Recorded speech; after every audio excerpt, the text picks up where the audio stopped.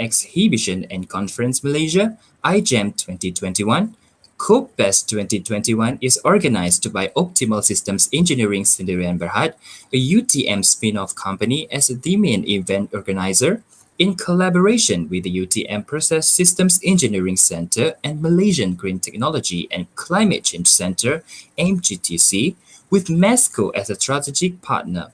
This event will be conducted for 2 days starting from today, July 28th, until tomorrow, July 29th, 2021. Before we venture further into our event, let me first walk you all through the platform that we will be using for the entire event, and I shall briefly explain the main function of the platform. We will be using the Hopin platform for our 2 days event, and as you can see, there are a couple of different parts in the platform.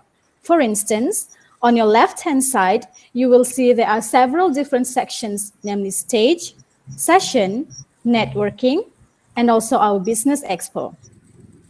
Whilst on the right-hand side, you can see the features like chat, post messages, and you can also see other audiences who are joining the event under the People feature. For the stage feature, we will make use of this feature for both of our opening and closing ceremonies. And now, let us hop over to the session feature. Here is where all of our keynote and plenary sessions will take place. Thus, you can join the particular sessions by entering the session feature. We will have you alerted at all times for our keynote and plenary sessions, so you won't miss out on any sessions. You can also join the Business Expo by entering the Expo feature, in which you will find our exhibitors displayed in this feature, and all of the fundamentals of their businesses will be provided there. And as for the networking feature, which we will be using quite frequently in this event, you will be provided with limited time and you will have the opportunity of meeting random attendees. So that is all for the platform. Now, Ashiqueen, do you know what excites me the most today? Wow, what is it, Ramzi? Because I can feel the heat as well. Do you know that we will be exposed to current status and future direction on energy efficiency, as well as their best practices in industries today? Oh, definitely, Ramzi. And not to forget, we will also be exposed to the best practices and innovation in renewable energy technologies, as well as their landscape in Malaysia. How exceptional is that, right? Yep. Nevertheless, are you aware that aside from the sharing session that we will be having today, the Best Video Challenge competition with the topic of challenges and solutions to achieve energy sustainability is actually also organized under COPE Best 2021?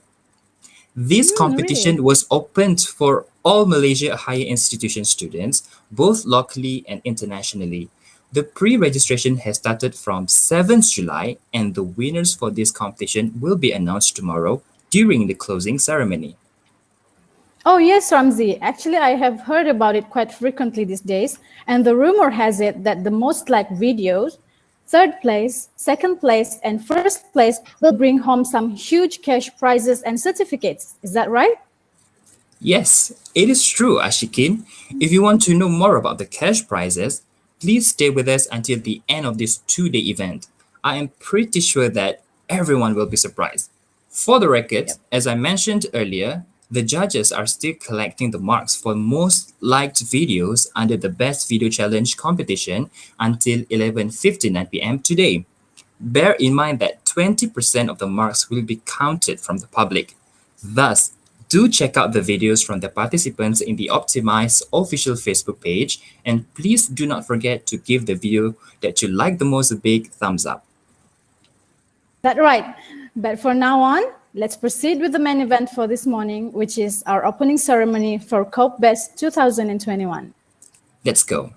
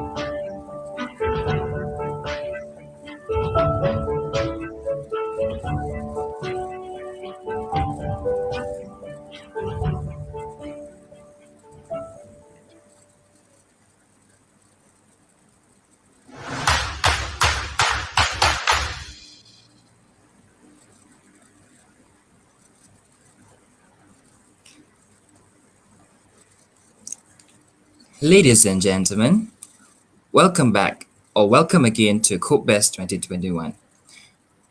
From now on, a very good morning and greetings to Professor Engineer Technologies Dr. Zainuddin Abdul Manan, Chair of CodeBest 2021 and the CEO of Optimal Systems Engineering. Professor Datuk Technologies Dr. Ahmad Fauzi Ismail, the UTM Vice Chancellor. Technologist Shamsul Bahar Muhammad Noor, the Chief Executive Officer CEO of MGTC, the forum and session chairs, co-chairs, speakers, our distinguished guests, and participants. It is our great pleasure to welcome you again to CodeBest 2021. CodeBest 2021 is Malaysia's first convention that promotes and showcases best practices and innovations in energy sustainability, energy efficiency, and conservation.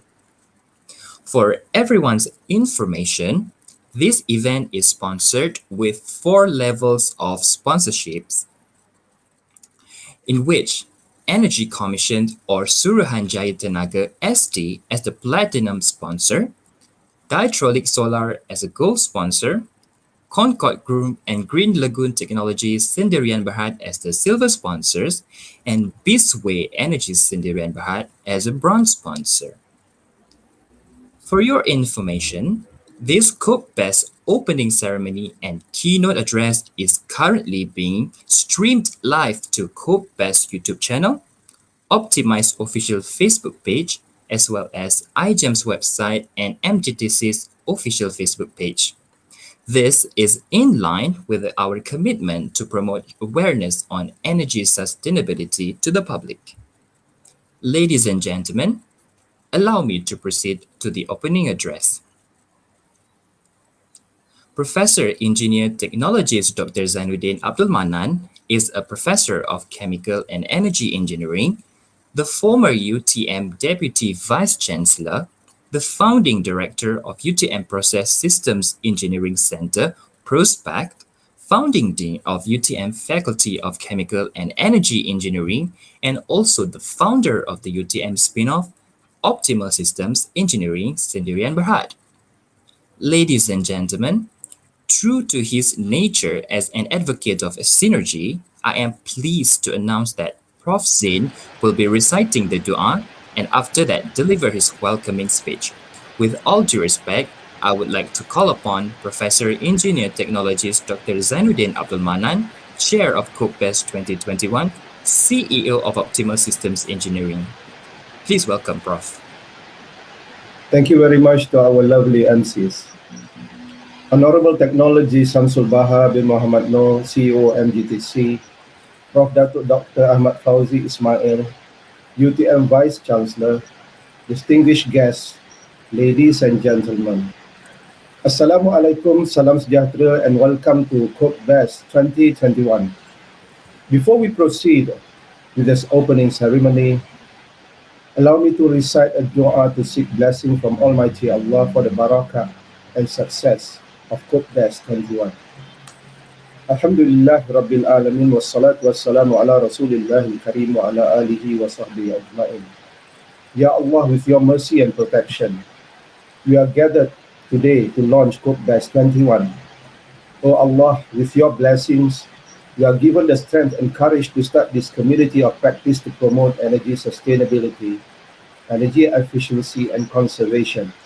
Oh Allah, grant us success in promoting cooperation among local and international energy experts and users, policymakers, university, and research institutions. O Allah, with your grace and kindness, ease our task and bless our efforts with success in this world and hereafter.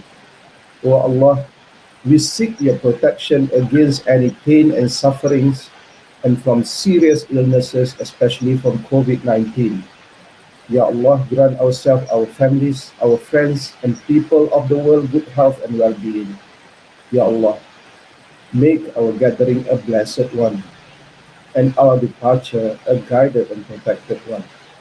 ربنا آتنا في الدنيا حسنة وفي الآخرة حسنة وقنا عذاب النار وصلى الله على سيدنا محمد وعلى آله وصحبه وسلم والحمد لله رب العالمين. Now allow me to say a few words about COPBES 2021. Distinguished guests, ladies and gentlemen, one of the key contributors to a company resilience is its R&D intensity or company R&D spending as a percentage of sales. The 2018 Global Innovation 1000 study shows that the world's top-performing companies are among those consistently recording high R&D intensity and manage to make the most of their R&D investment to stay ahead of competition. At a time when COVID-19 has caused widespread disruption to businesses and the tendency is very high for companies to cut on R&D spending and risk losing competitive edge in the long run. In fact, under the current challenging business climate, companies must rapidly adapt and innovate in order to survive. At UTM and Optimize, we see open innovation as the means to collaboratively drive industrial growth. The lack of platform to synergize best practices and innovation among stakeholders of the energy industry is our call to action to establish COPBES as the hub for the energy industry to catalyze open innovation this year, focusing on Malaysia and the next ASEAN and beyond. Organized together with iGEM 2021, we are very pleased to announce that COPBES has managed to attract 247 registrations from among energy industry stakeholders, of which 70% are policymakers from 6 ministries and practitioners from 70 private companies and 30% from academia from 25 universities and counting, because this morning we are open for walk-in registration as well. On behalf of the UTM spin-off Optimize as the main event organizer, we wish to thank UTM Prospect, UTM Campus Sustainability Office and MGTC for their partnership and for their support toward making COPBES a success. Our heartfelt gratitude is due to sponsors of COPBES 21, Suruhanjaya Tenaga as the platinum sponsor, Ditronic Solar as the gold sponsor, Concord Group and Green Lagoon Technology as the silver sponsors, and Bisway Energy as the bronze sponsor. We must also appreciate the contributions of all speakers, panelists, chairs and co-chairs, as well as judges and students taking part in the video challenge. And of course, last but not least, the lovely masters of ceremony of COPBES 21. To all participants, have a productive convention. May we all bind together to cope best with the challenges ahead. Thank you very much. Wassalamu alaikum warahmatullahi ta'ala wabarakatuh. Thank you, Prof. Zain, for your warm welcoming speech. Ladies and gentlemen, before we move on to the official opening and event launching, let us shift our attention a while to the message that is about to be delivered by Vice Chancellor of University Technology Malaysia, UTM. Professor Datuk Technologist Dr. Ahmad Fauzi Ismail is the current Vice Chancellor of University Technology Malaysia and a professor at the Faculty of Chemical and Energy Engineering, UTM. He is the founder of Advanced Membrane Technology Research Center, MTech, and now recognized as the Higher Education Center of Excellence, HICO. Without further ado, with all due respect, I would like to call upon Professor Datuk Technologist Dr. Ahmad Fauzi, the Vice Chancellor of UTM, to deliver his message. Please welcome.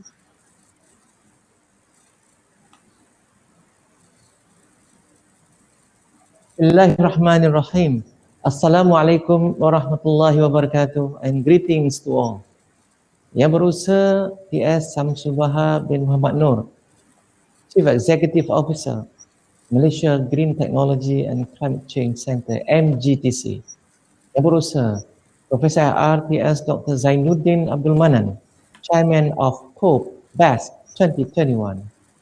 Distinguished guests, ladies and gentlemen. First and foremost, I would like to thank the organizing committee for inviting me to the opening of this inaugural convention in promotion of energy sustainability best practices of COPE BEST 2021. I'm both pleased and honored to witness the organizing team noble effort to create a COPE BEST community of best practices and innovation. In doing so, they have actually advanced the UTM core values of synergy to achieve excellence and sustainability. Ladies and gentlemen, best practices and innovation tend to flourish in an environment of collaborative or open innovation, according to Chesbrough 2020, where knowledge and intellectual properties are synergistically shared across organizations and disciplines. Open innovation is a paradigm that encourages us to use not just internal ideas, but also external ideas and extra path to market and advanced technologies for the greater good. Collaboration via open innovation is about sharing rewards as well as risks. There should be no barrier for working together. Instead, more efforts should be made to complement one another's strengths so that breakthrough innovation may emerge and be effectively replicated across organizations.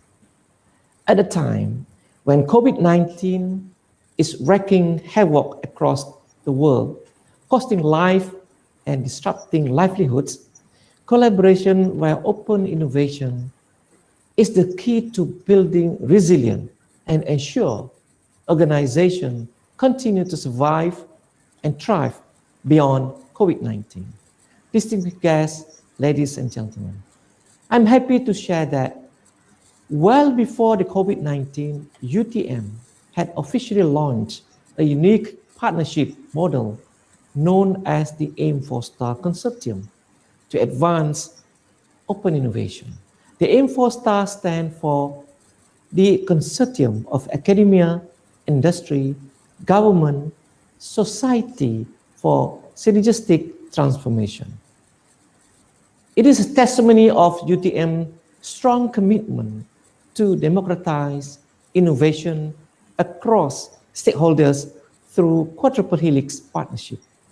I bear witness that COPE BEST 2021 exemplifies the true spirit of Aim4Star by bringing together over 200 participants comprising policymakers from across 6 ministries, 60 private companies from SME and large corporations, 25 universities and research institutions, and also members of numerous learned societies such as MESCO, MARIM, ICME, IEM, MBOD, to name a few.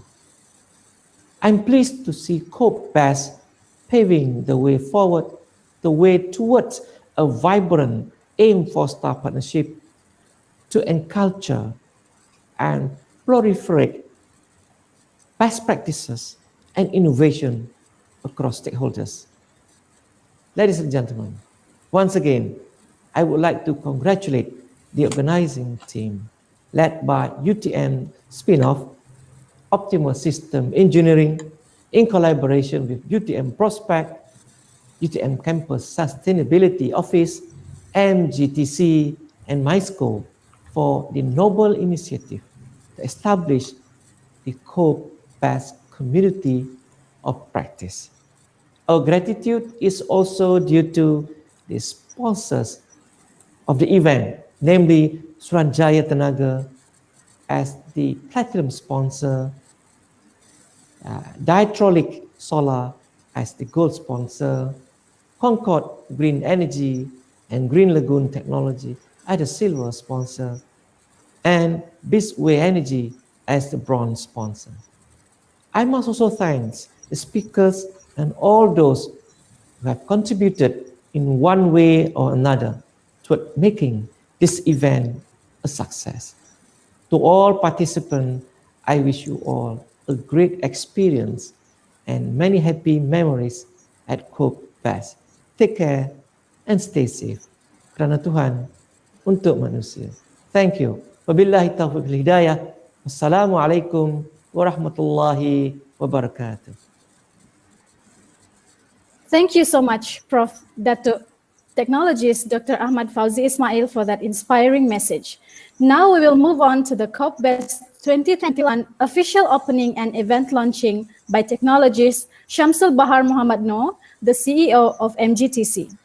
Technologist Shamsul Bahar Muhammad Noor is a vastly qualified, result-driven senior management executive with multifaceted industrial practices offering more than 35 years of manufacturing management and financial controller experience in engineering and service businesses. Without further ado, it is with great pleasure that we welcome technologist Shamsul Bahar Muhammad Noor, the CEO of MGTC, the collaborator of our event, to deliver his opening remarks and subsequently officiate our event.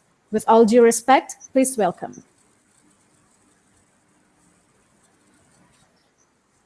Assalamualaikum and salam sejahtera. I'm pleased to be here today to welcome all of you to the inaugural virtual convention on promotion of energy sustainability best practices of COPE-BEST 2021.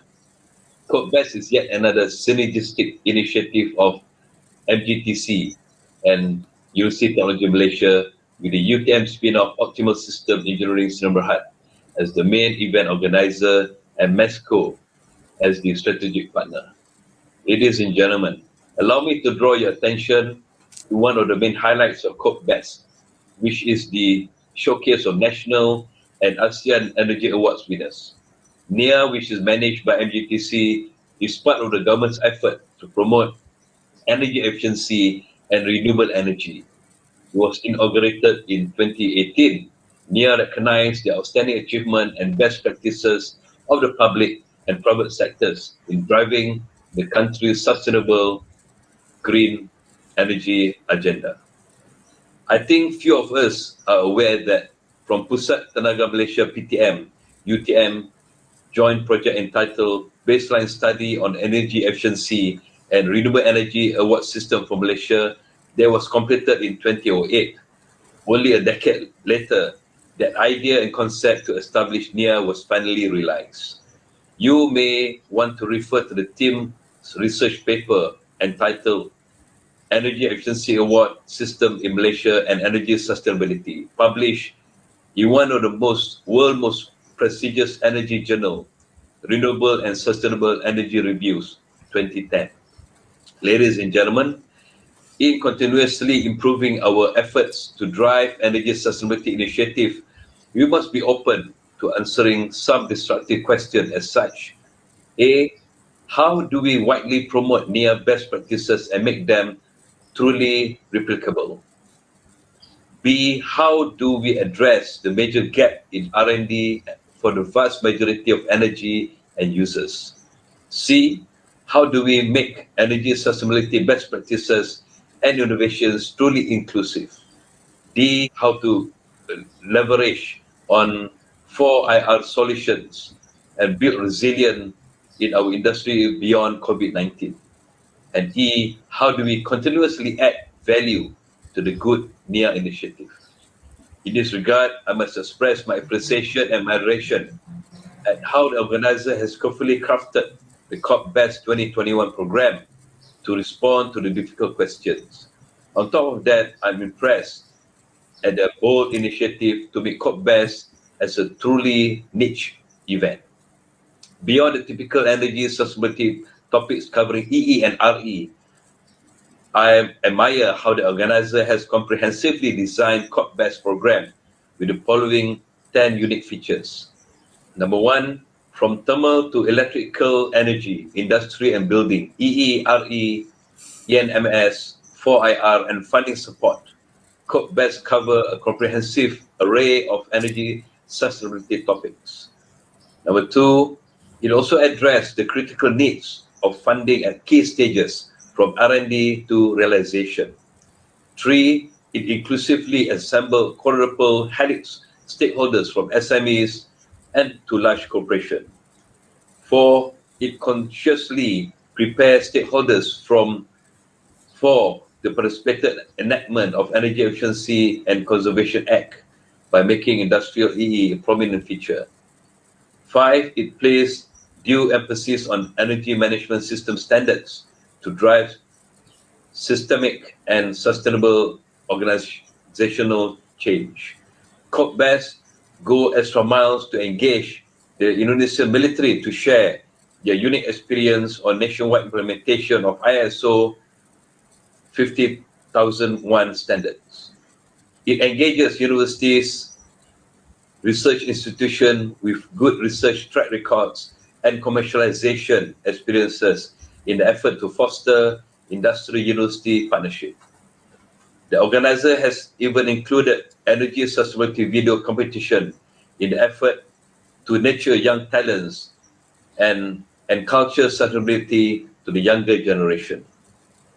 They endeavor to make the fully online event truly engaging by emphasizing on interactive discussion as opposed to the monologue presentation.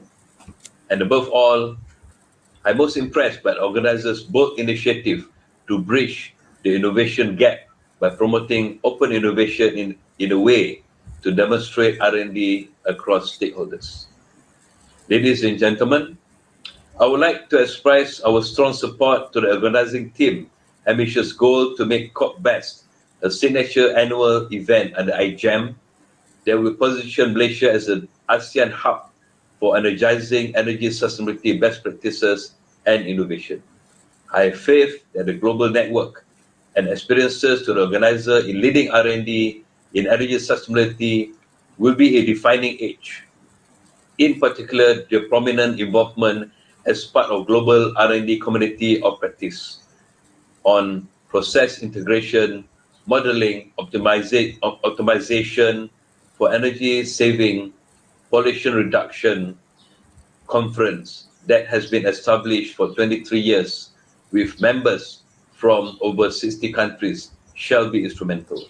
On top of that, their role in leading international conference on low carbon Asia and their success in driving UTM Sustainable Energy Management Initiative shall be vital in driving COP-BEST vision of making Malaysia the hub on energy sustainability best practices and innovation in ASEAN beyond, and to ultimately steer the nation towards its goal to reduce the carbon intensity by 45% by the year 2030.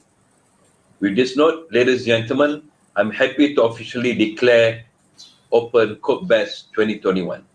Have a productive convention. Thank you.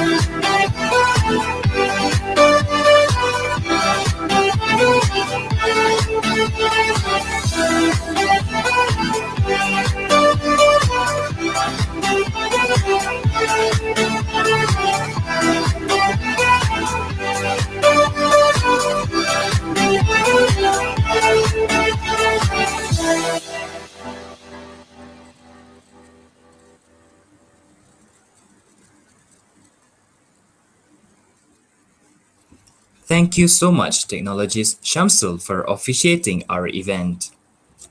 Ladies and gentlemen, in conjunction with CopeBest 2021, we are pleased to announce to you the launching of Optimize Academy and Optimize software products.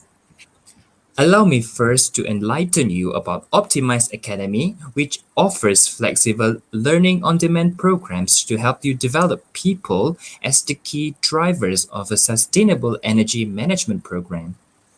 Optimize Academy offers signature online and live courses such as Certified Thermal Energy Recovery Technologist (TERT), Industrial Thermal Energy Audit and Analysis (ITEA), and other technical, management, and awareness courses to meet the different needs of energy professionals.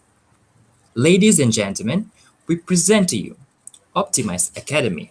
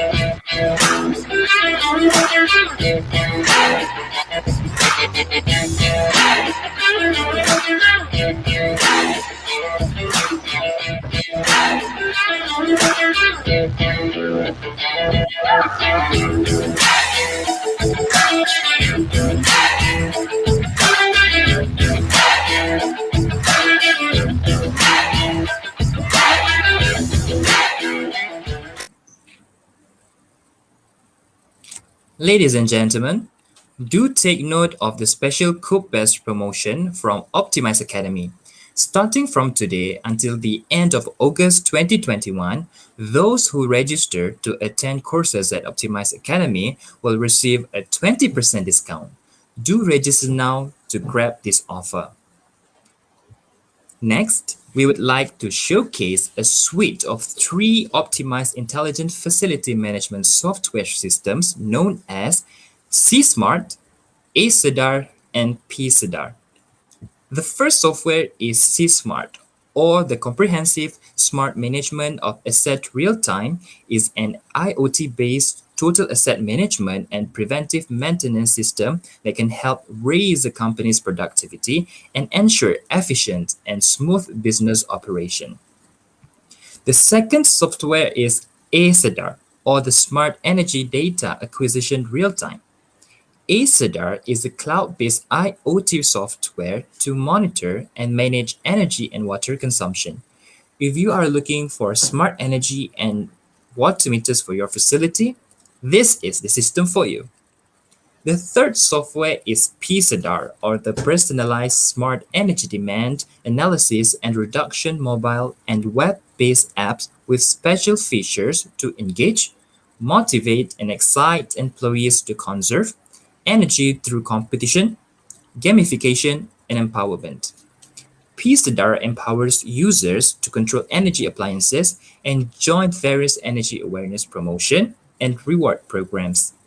If your company is looking for a smart energy solution that involves all levels of employees, P-Sedar is definitely the system for you. Let us now take a look at how the smart software solutions can help manage assets, energy, and water for your organization.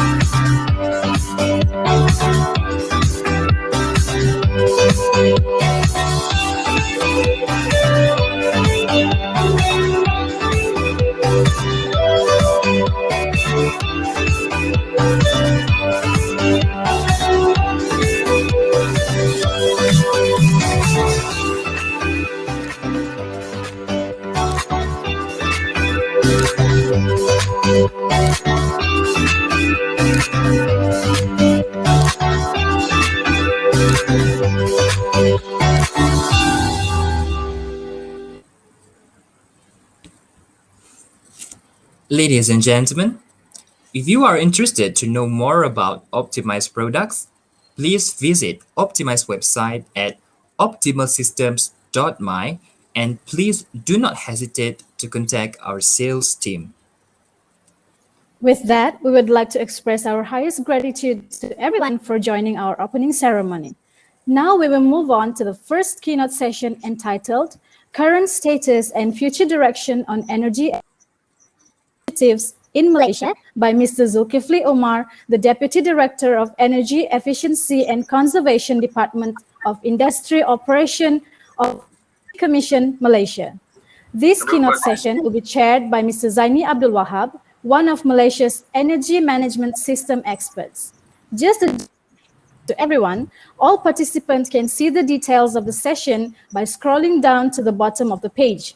If you have any questions to the speakers, you can ask your in the Q&A function on your right-hand side. And for those who are watching us live on Facebook and YouTube, you can leave your questions in the comment sections.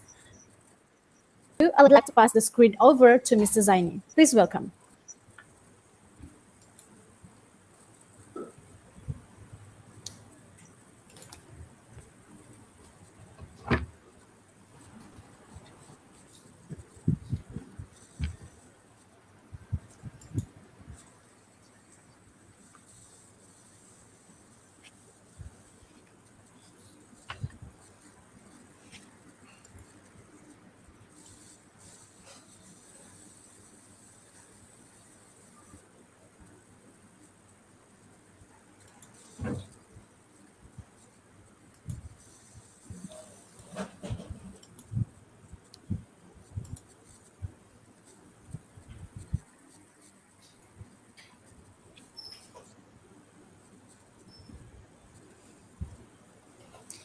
Dear all participants, I would like to ask everyone to hold on for a while because we're having technical issues currently. So stay with us until the end of this event.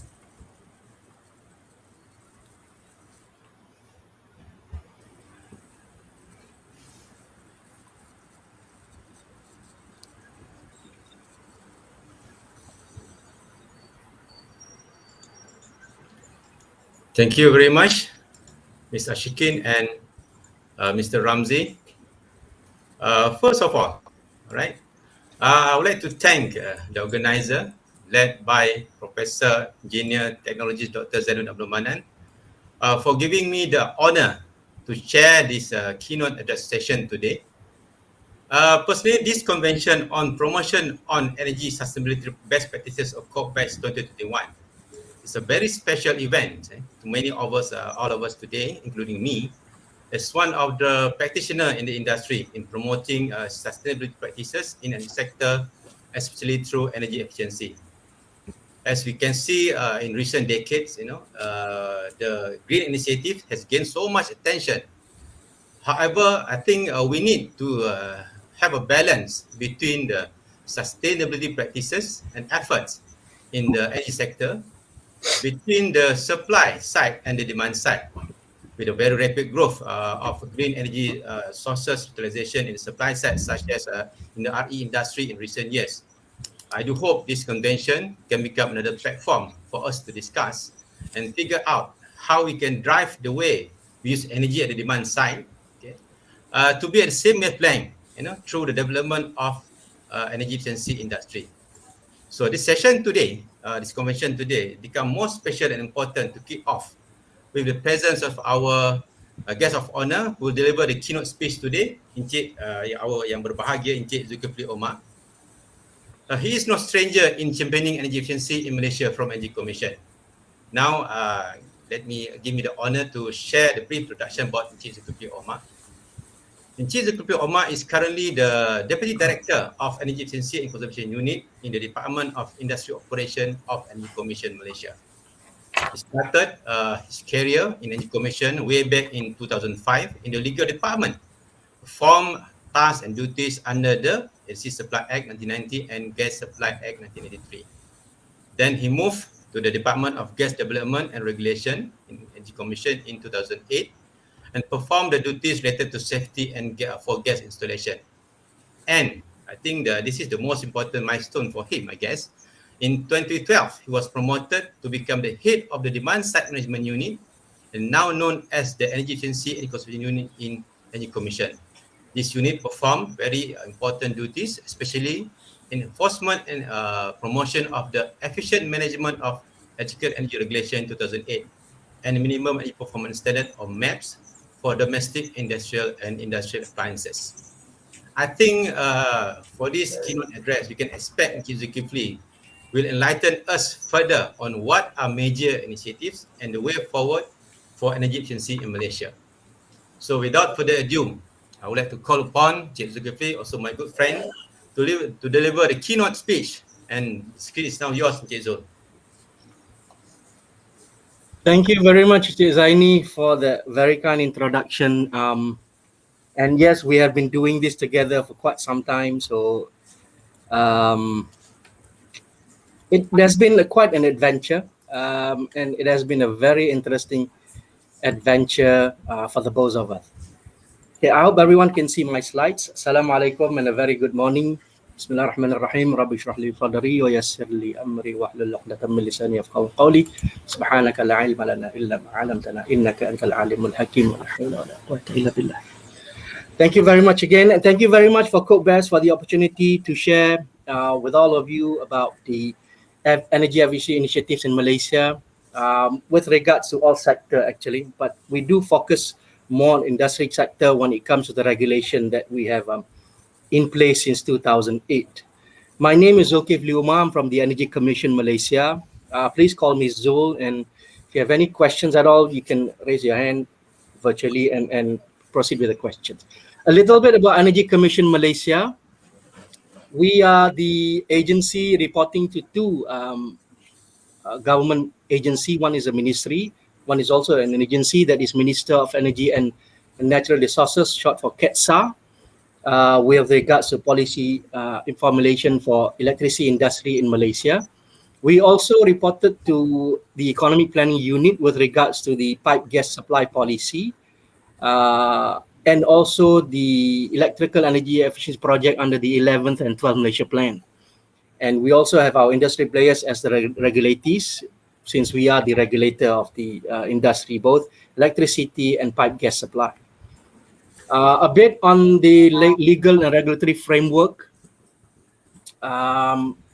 We have the Act of Parliament, that is the Energy Commission Act 2001. We have the Electricity Supply Act 1990, and we are currently drafting the draft bill of Energy Efficiency and Conservation Act. The regulations that we have with regards to electricity is Electricity Regulations 1994, Licenses Supply Regulations 1990, Electricity Supply Exemption Notification 1994, and the one that our unit is dealing directly is the Efficient Management of Electrical Energy Regulations 2008. With regards to appliances, energy efficiency in appliances, we have the amendment of Electricity Regulations 1994, amendment in 2003 to include minimum energy performance standards for 5 electrical appliances, domestic electrical appliances, known as Regulation 101. We also have licensees, industry codes and guidelines and agreements between industry players as part of our supporting requirement towards the Act and regulation. I'd just like to share with you about the ASEAN final energy consumption and final energy intensity. I obtained this data from the National Energy Balance that we have, that published by Energy Commission every biannual. So this is the latest from 2018. As you can see, Malaysia has been colored in green, whereas the rest of ASEAN member states is in orange. With regards to final energy consumption per capita in ASEAN, Malaysia is currently, I think, number 3 with regards to the highest consumption in per person in ASEAN.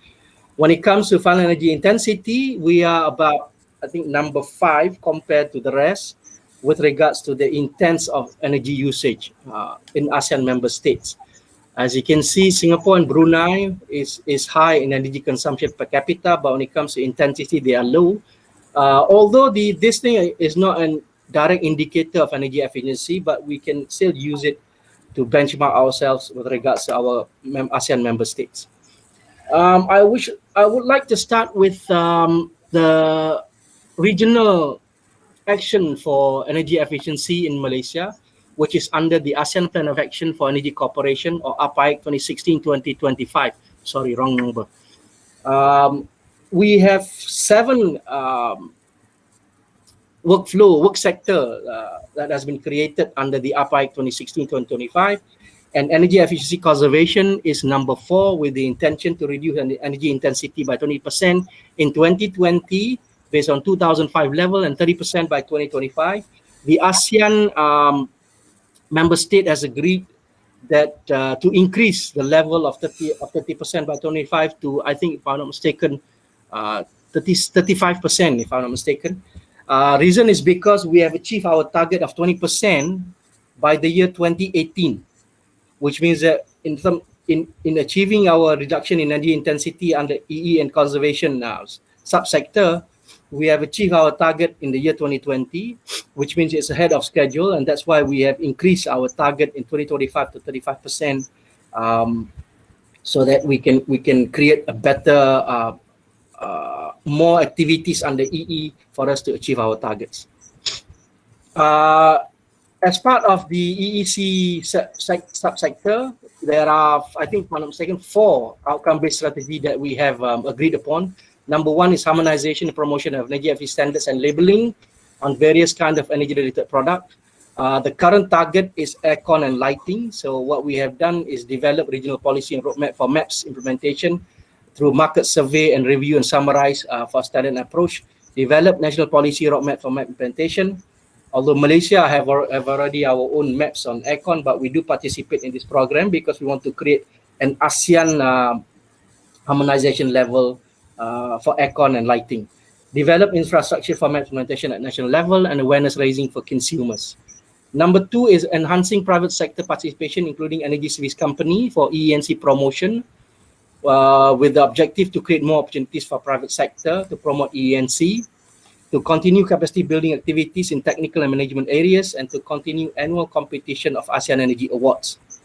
Outcome-based strategy 3 is developing green building codes which support the use of high energy efficient product, which with the goal of reviewing existing and international experience of green building codes, develop draft guidelines on ASEAN Green Building Code and promotional scheme on green building codes and capacity building for designers and auditors.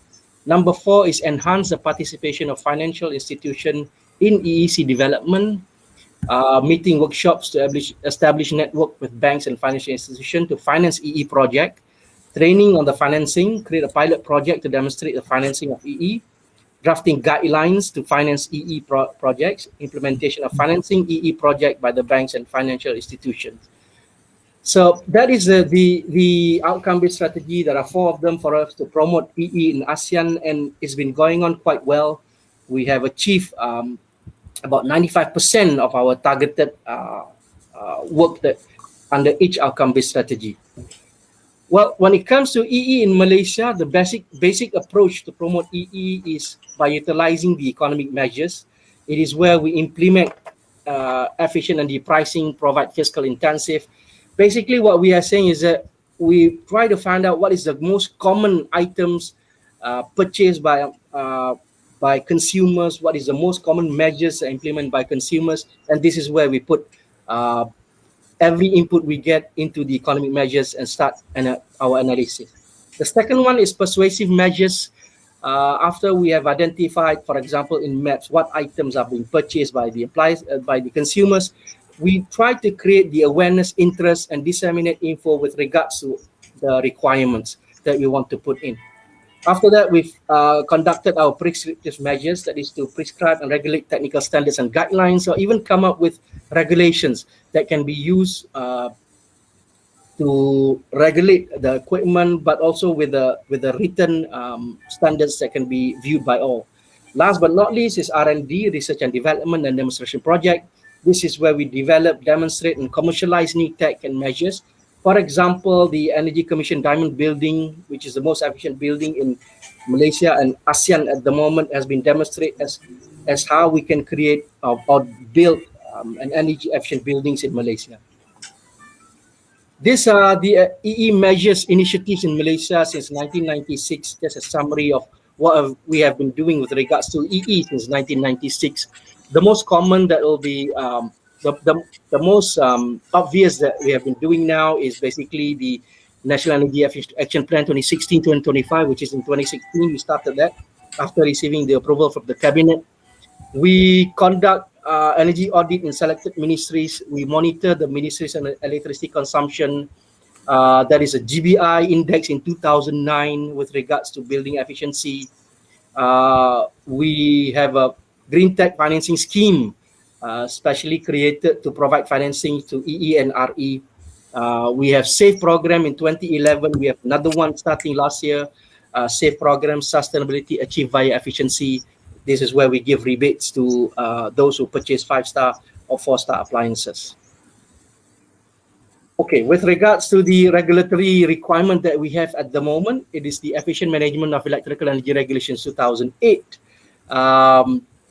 It is where installation who consume or generate electricity equal or exceeding 3 million kilowatt hour in 6 months are subjected to the regulation, and they are required to appoint a registered electrical energy manager registered by Energy Commission.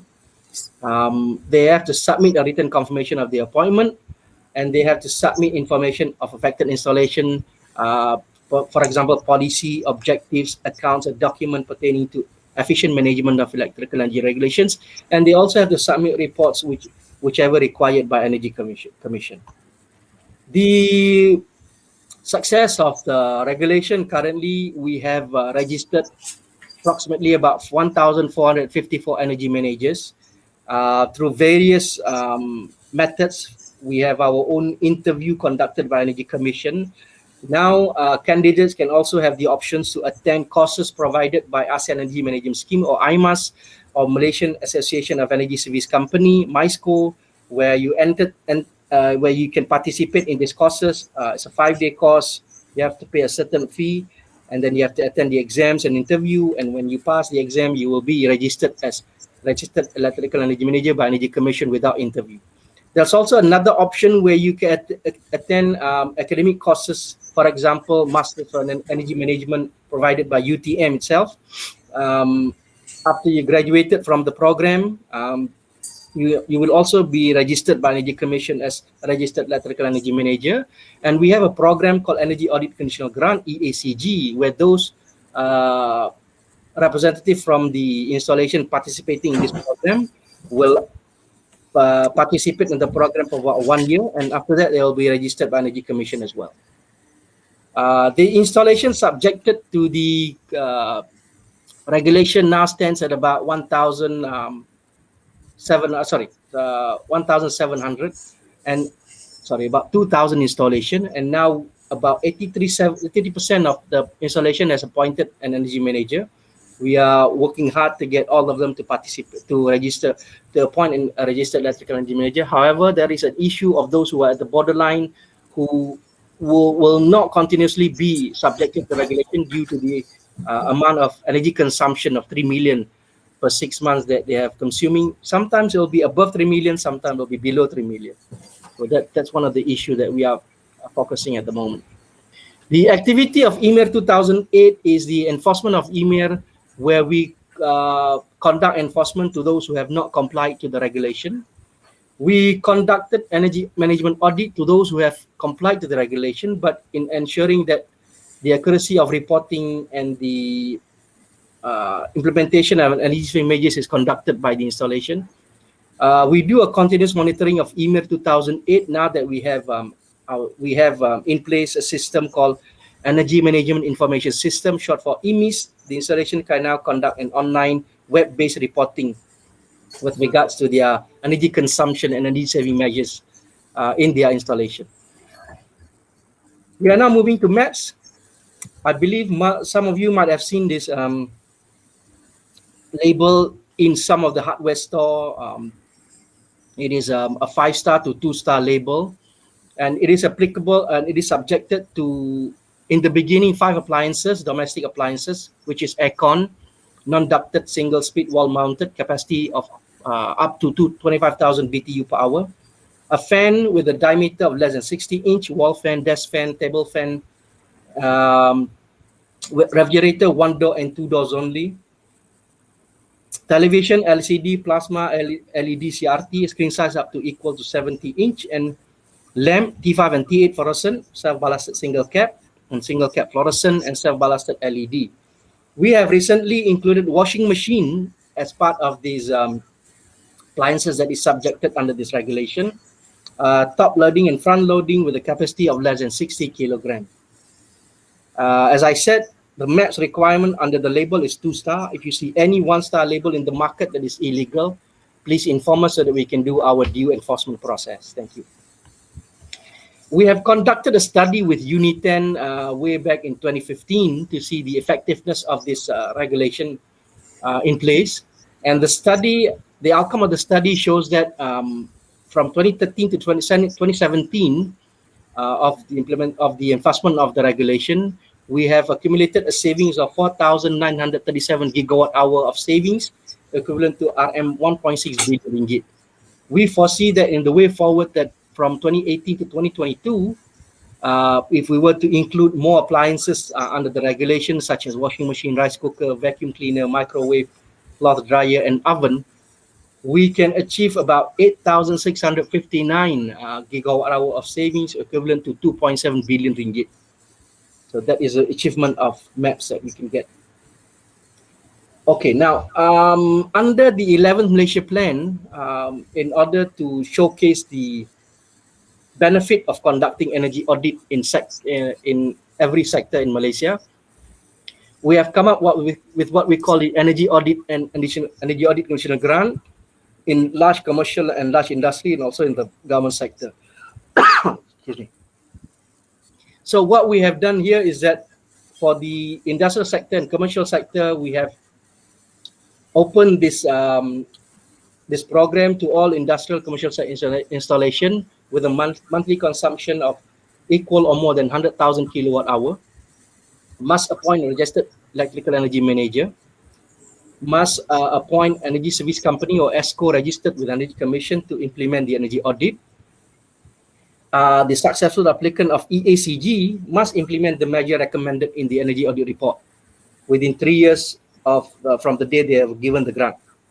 The result of the program is that a total of 108 industrial installation participated with an average savings of 12% excuse me, in 3 years, and 109 commercial installation participated with an average savings of 80% in 3 years. So that is a success of the program. For government installation, we have an initiative called Government Lead by Example. So we do need to also showcase that government buildings can also improve their EE ratings, and with that we have conducted what we call an energy audit and retrofit measures in improvement of lighting and aircon system in government buildings. We have a participation of 15 government hospitals and about 12 government buildings in the program. With regards to the continuation of the program, as requested by most of our industrial colleagues and commercial colleagues, we have continued the program under the 12th Malaysia Plan, which is also known as EACG. Excuse me. But this time, the application is open to all of those who are subjected to the regulation, EMA regulation, which is consuming about 6 million kilowatt hour for a period of 6 years. The consumption of 6 million kilowatt hour of 1 year is equivalent to paying an electricity bill of about 2.4 million ringgit a year. Applicant shall appoint an ESCO registered with the Energy Commission to conduct the energy audit. And then the successful applicant must implement the measure recommended in the energy report within the 3 years from the date of they've been given the grant. The next thing that I would like to share is with regards to the energy efficiency in buildings. We call this the BEI, Building Energy Intensity Implementation. As you can see here, there are a total of 42,000 gigawatt hours being consumed by commercial, which is buildings. And out of that, 22% of it is being consumed by the government sector. This is from NEB 2015. This is the label that we have been using, which is also approved by the government to be used. The star rating of 1 star being not efficient, 5 star being the most efficient. That is a building category of office, hospital, university, schools, and others that we are intend to label under this program. And the building energy performance unit is in kilowatt hour per meter squared per year. It's not a proposed anymore; it's an approved star rating and BI range value for government office buildings. For government office building, the 5-star rating is those who have a BEI of equal or below 100 kilowatt hour per meter squared per year. 4-star is between 100 and 130, 3-star 130 to 160, 2-star 160 to 250, and 1-star BEI of above 250. For your information, a study conducted quite some time ago shows that in Malaysia, most buildings in Malaysia are consuming around 200 to 250 kilowatt hour per meter squared of energy intensity. We have programmed to have about 5,000 government buildings to be labeled by the BI label from 2023 onwards. However, it is quite slowed down a bit because of the pandemic, where we cannot have our discussions with all the related agencies and ministries, so we have to delay this a bit until we have until the pandemic is over and slows down, so that we can continue our program. The reason is because sometimes we do need to do a physical audit for some of this installation to ensure that their consumption is correct and that we can do the analysis easily, especially on the net floor area of each building. Currently, we have labeled about 232 government buildings, and there are 18 private buildings who have voluntarily participated in this program. Some of them, if I'm not mistaken, is Tabung Haji building. We have some GLCs related to the government who have participated in this program. The benefits of BI labeling is basically to ascertain energy performance of government buildings. We wanted to show that government buildings also can improve in terms of energy intensity. We wish to accelerate the efforts of making government buildings energy efficient through government lead by example. We also would like to provide and disseminate info to building occupants on the type of energy usage performance of each building, to create a platform to peer review government building performance and to help government achieve national commitment to reduce GHG emission intensity of GDP by 45% by 2030. That is a mandatory 35% and voluntary for the 10% by using the assistance of the developed country. There's also another big factor of why we are doing this is because from the IEA report, it shows that 40% of energy and 70% of electricity generated are actually being consumed by buildings. So building is the best example of best tools that we can use at the moment to reduce energy efficiency and to improve our intensity. Yeah, basically that's the main reason. With regards to energy efficiency or in every other initiatives, financing is quite an important factor. And in this case, financing for EE project is quite important to ensure that EE project can be conducted in every areas in Malaysia. We have started what we call an EPC funding scheme with Malaysia Debt Venture. It is a funding to finance EE project, especially those under EACG who wish to have a financing in order to conduct their energy audit program. We have also Green Tech Financing Scheme, GTFS, which is currently being managed by MGTC, Malaysian Green Tech Corporation, giving out financings to those who wish to participate in EE and RE project. We also have been communicating with Bank Negara Malaysia, or our National Bank of Malaysia, with regards to having the local financial institutions to provide financing for EE project by every installation in Malaysia. The goals or objective of this financing is basically to catalyze ESCO business as a new economic growth area, to accelerate EE initiatives in NIAP 2016-2025, approved by the Cabinet on 6 January 2016, to assist Malaysia's commitment to cutting the GHG emission intensity by 45% by 2030. The way forward for EE in Malaysia is basically what I mentioned just now, to create a funding mechanism, to establish effective and sustainable funding mechanism for EE project, because I bet everyone here know that EE is quite expensive when it comes to the investment to conduct EE projects, such as, for example, if you have to replace your chiller, electric motor, all that is not cheap, it's quite expensive, and it involves a long-term contract with a provider. We also need to improve our capacity resources here in Malaysia, basically to improve the resources in EE, such as expert energy auditor and measurement and verification expert. Of course, we do need to intensify our enforcement of EE legislation. We currently are doing so. Policy and legal framework, strengthen and streamline policy as well as legal and institutional framework. Enactment of new Energy Efficiency and Conservation Act, Electricity and Thermal. Please allow me to go a bit on this part. We are currently drafting the EE and Conservation Act. We have all the expert and stakeholders' participation in the development of this act, and it will involve the regulating both electricity and thermal sectors of energy. Thermal being other type of fuels such as gas, can be LPG, can be natural gas, and other type of resources of energy. We will be focusing again on installation that is consuming a certain amount of energy. Now, both for electricity and thermal, not just electricity only, but also thermal. So with this regard, installation will consume either one of this part of energy will be subjected to the regulations, and we'll have to appoint, again, energy manager. We also will be focusing on the appliances part, where we are trying to focus on regulating more than the domestic appliances are only.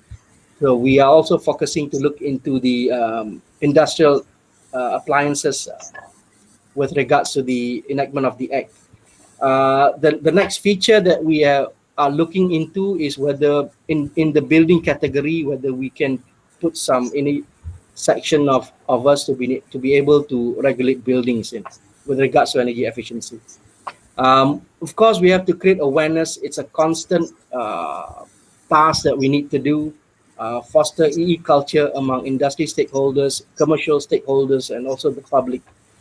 The monitoring of all of this is now conducted through a smart system known as EMI system mentioned earlier. It improves our monitoring system, data collection and management, periodic energy audit and analysis on saving potential. Smart meter is an option, but at the moment, it's a web-based system where the representative of the installation need to key in all the information that we require. Well, that is my last slide. And before I end, I'd like to use this analogy used by the Deputy Sekjen of KETSA. She used to say that, Puan Afifah, she used to say that if you have a bottle with holes down it, and there's water coming up from the holes and you have to keep refilling the water, that means that you have lots of EE factors that you need to plug, so that you don't need to keep refilling the water. And that is a same analogy used by a good friend of ours, Mr. Gregors, where if you don't plug the holes through EE, you have to keep refilling the water bottle with RE or with fossil fuel or any type of energy that's being generated. So with that, thank you for your kind attention. And if you do have any questions, I'll be here later on. Thank you very much. So thank you very much, Zulkifli Omar, for the very enlightening sharing. I think we can see how much on his plate with his officers. All right, in Japan, we have over hundreds of officers, looking into EE for the country. In here, I think Zul Omar understood the situation, but we do, I think for personally, I do admire his passion, He did not come with a EE background, before he joined Energy Commission, but once in EE, I think he became very much EE guy now in Malaysia. All right. So now I think a few minutes. Take a few minutes to entertain some questions. I got basically 3 questions here. Hope we can finish in a few minutes. Okay. Sure. One from Azizah binti Kasim. Okay. The questions: how do you ensure the net flow area declared by the building owner is correct? Okay, this is number 1. I think this one referring to the BI program by the government. Secondly, okay, there's a suggestion here. Can ST expand the star rating for non-ducted air conditioning to other types of aircon such as ceiling exposed and cassette type? Okay. And then the last one, I think we had the only time that we have the last one. Okay. From Mr. Lau Chi Siong. Okay. Some gaps at cooling efficiency for buildings. Is there any guidelines for building owner to improve their cooling efficiency? So we have 3 questions. Okay, one from Azizah binti Kasim. Okay, one from engineer technologist Mohd Faisal Baharun about the suggestion for the expand the rating for aircon system. And finally from Mr. Lau Chi Siong about any guide on how building owner can improve their cooling efficiency. I think that's how we can entertain. Okay, Cik Zul, up to you now. Thank you. Thank you very much. Very good questions by everyone. Yeah, 3 minutes for you to answer. Thank you. The net flow areas questions are very good questions. The only way you can confirm the net flow area is by doing a physical inspection of the premises. So we do conduct a random inspection, not all of them.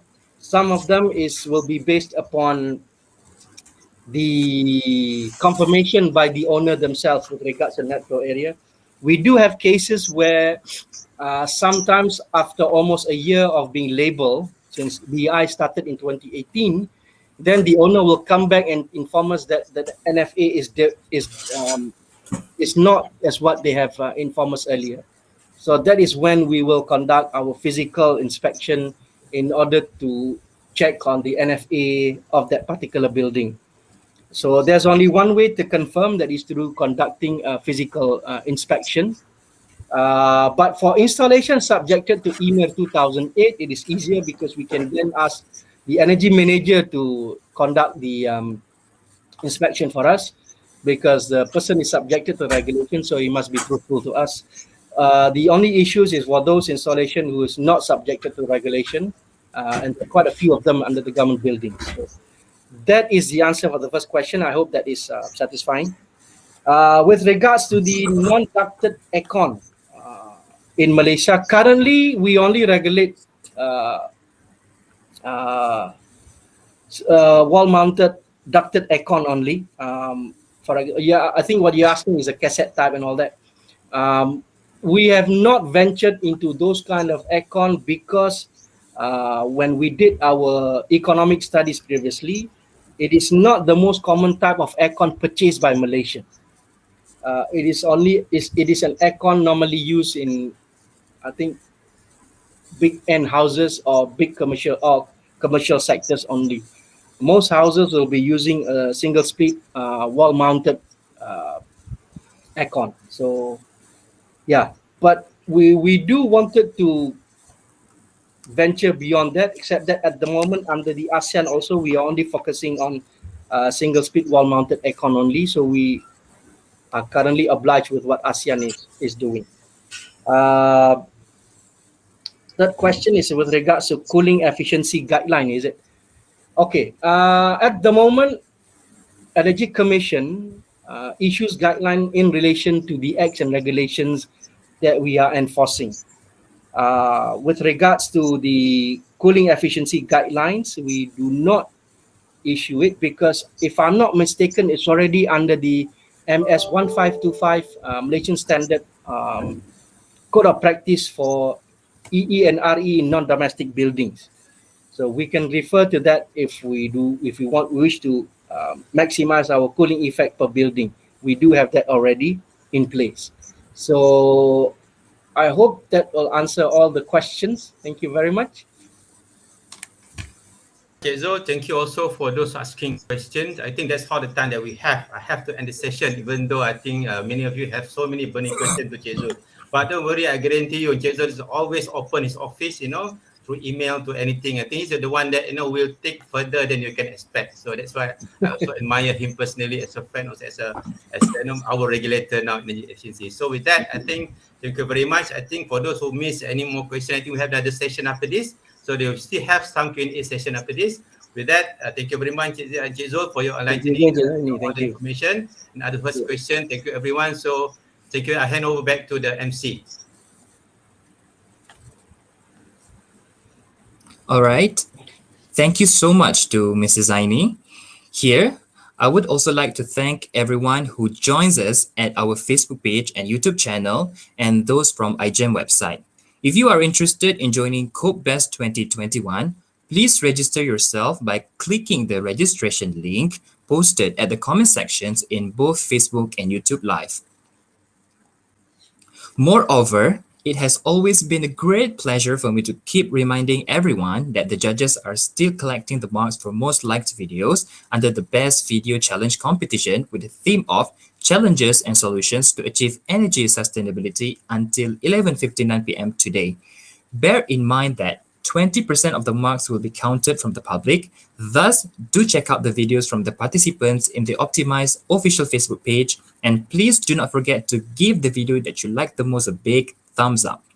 The winners for grand prize, second prize, third prize, and most liked video award of this competition will be announced tomorrow during the closing ceremony. Stay tuned for more about the cash prizes to be won. It is also a great pleasure for me to highlight the main sponsors of this event, in which Energy Commission or Suruhanjaya Tenaga SD as the platinum sponsor, Diatronic Solar as a gold sponsor, Concord Group and Green Lagoon Technologies Sendirian Berhad as the silver sponsors, and Peaceway Energy Sendirian Berhad as a bronze sponsor. Before we move on further to our next agenda, we will now have a 5 minutes break and we'll come back later for our plenary session 1. Please take note that the stage will end here. We will continue with plenary session 1 in the session room. You can click on the third button on the left-hand side to enter the session room. Enjoy your coffee break, and we shall meet again in a while. Thank you.